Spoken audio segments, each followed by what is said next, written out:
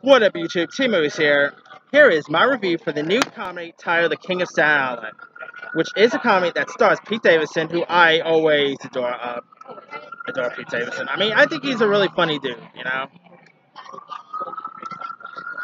Anyway, now, this is actually his breakthrough film role. Now, he's been popping up, like, hold on. Alright, sorry about that. Anyway, now, Pete Davidson was recently seeing that big time adolescence, recent, and anyway, here you got Pete Davidson, who portrays this 24-year-old guy named Scott Collin, who lives in his mother's basement in Staten Island, and he really hangs out with his friends all day, you know, smoking weed, doing, like, he's also trying to become a tattoo artist, and his, and really, and he also hangs out with his, losers friends, one of which is, of course, played by Moses, Arias, who's of course best known for playing Rico in Hannah Montana and all. And so one day he ended up, he literally ends up tattooing a 9-year old's arm, and turns out the 9-year old's dad, played by Bill Burr, was not very pleased, and so he ends up going to really going to his Scott's mom's house, and complaining and all that, and so what turned out to be a very messed up misunderstanding turned out to be a romance between Marissa Tomei plays Pete Davidson's mom, and so she ends up going out with Bill Burr's character, and Bill Burr is awesome on this.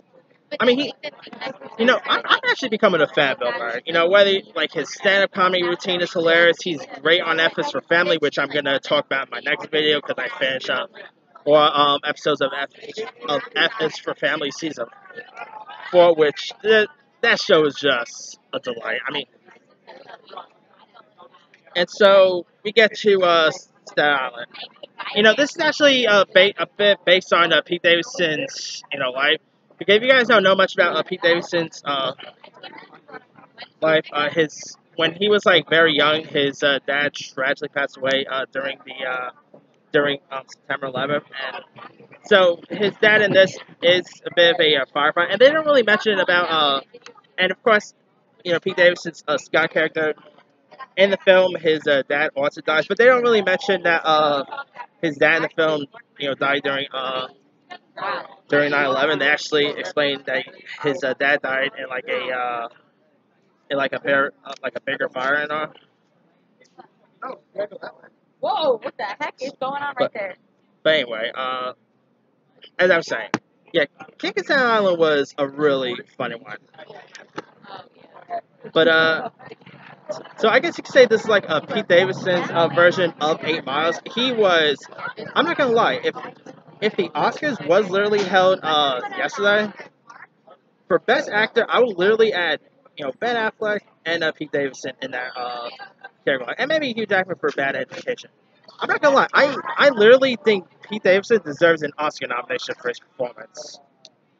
I mean, I know that's a bit of an odd one when I say Pete Davidson deserves an Oscar nomination, but I'm not lying. He literally this is probably the one of his one of his coolest performances I've seen out of him, and it makes me want to see Pete Davidson do another movie with Judd Apatow. Like Judd Apatow is really a director that knows how to work well with actors. I mean, he worked well with Adam Sandler, Steve Carell. He's worked with.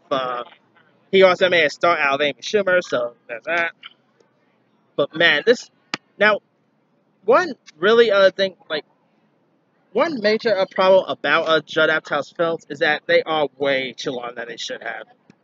King of Staten Island is a terrific film, but it drags on way too long. Like, granted, it's not Irishman long, nothing like that, but it's a pretty long film. I mean, even Funny People, which I love that. I love Funny People, the Adam Sandler Seth Rogen film, but that was also pretty long. So, yeah, his sometimes he always makes his films a little too long. Like, comedy should not be this long. But granted, it's not really much of a ha-ha comedy. more like a heartfelt comedy. And it makes me want to see Pete Davidson lead another film. I know his next the next film that he's supposed to be in is the Suicide Squad sequel, so we'll see how good he does in that. But anyway, the film also has some other pretty good cast members too. Like you got Judd Apatow's daughter, Maude Apatow, who plays Pete Davidson's sister. You got Belle Powley, I think her name is. She was in Diary of a Teenage Girl. She was terrific. Here she actually plays Pete David plays Scott's bit of a on again off again love interest. You even got Machine Gun Kelly. I mean, it's not a Pete Davidson film if Machine Gun Kelly's not in it, so obviously there's that. But that aside, this King of Staten Island is probably one of my favorite films of the year. I'm not really being facetious. It's that good of a film. Like, as of right now, like before, my favorite film of the year was probably Onward. That just King of Staten Island just beat it out. It's probably one of the best comedies I've seen. Probably one of Judd Apatow's best work. I mean, Judd Apatow is probably one of the best directors there is. He directs some really terrific stuff, and King of Staten Island is definitely one of them. And yeah, if you guys have not seen King of Staten Island yet, I'll say give it a shot. It's a really terrific one. I would have preferred to have seen it in theaters, to be honest, but if I couldn't, if they weren't able to release it in theaters, seeing it online wasn't so bad. So there it is. Anyway, let me leave it to you guys. What did you have a chance to check out King of Staten Island? If so, what'd you thought of it? Did you like it? Did you not like it? And what are your thoughts on Pete Davidson in general? Whether it's his parts on SNL or his parts in films like this and all. Like, do you think Pete Davidson has what it takes to really be a big star in the near future? Drop a comment below. Don't forget to like, subscribe, hit that bell for more notifications. This is C-Movie signing off.